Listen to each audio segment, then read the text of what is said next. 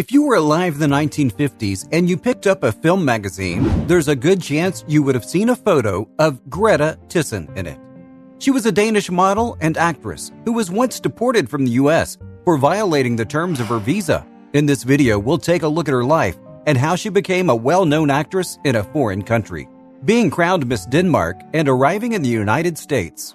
Thyssen was born Greta Thyssen on 30 March 1927 in Denmark. There's not much known about her early life, but in 1952 she won the title of Miss Denmark and received a ticket to Hollywood.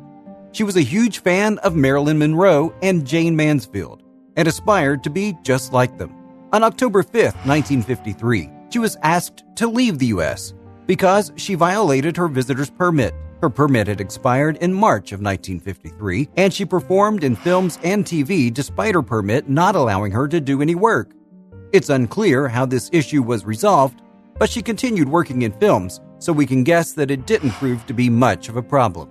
She got a 6-month contract with MGM when she arrived in Hollywood, but because MGM was at the end of its money-making days, Thyssen was allowed to work outside of the studio, and she accepted whatever offers she received.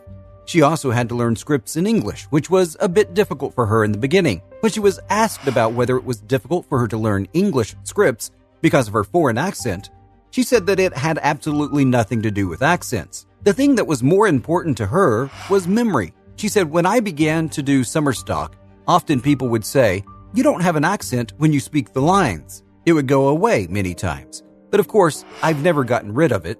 I've never even tried to get rid of it, which I should have done." Acting as Marilyn Monroe's body double and Pirate Girl. Thyssen made her film debut in the 1956 film Bus Stop. She performed as Marilyn Monroe's body double because she had the perfect measurements for the job. When she spoke about her experience, she said that the studio was very hard on Monroe and she felt bad for her. Everyone on the set was talking behind Monroe's back, and there wasn't much she could have done about it. She was also the original Pirate Girl on the 50s TV game show Treasure Hunt, where she would give prizes that were hidden in treasure chests to the contestants. She appeared in some other TV shows in the 50s, but her TV career never took off the way her film career did. Terror is a Man. Thyssen starred in a number of B-movies in the beginning of her film career.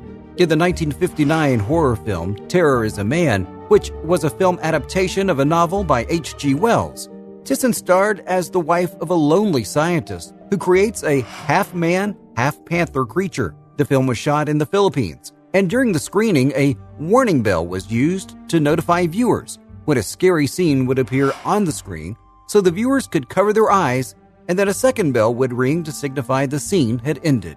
She starred in a series of successful films in the late 50s and early 60s, one of which was shot in her native Denmark.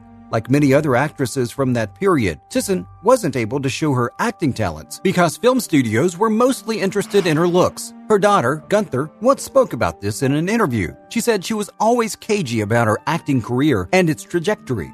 "My mother was a very clever woman and extremely well-read. I think that she always felt a little bit embarrassed about the movie persona that she adopted as this kind of voluptuous, glamorous Danish pastry with nothing between her head except silken feathers."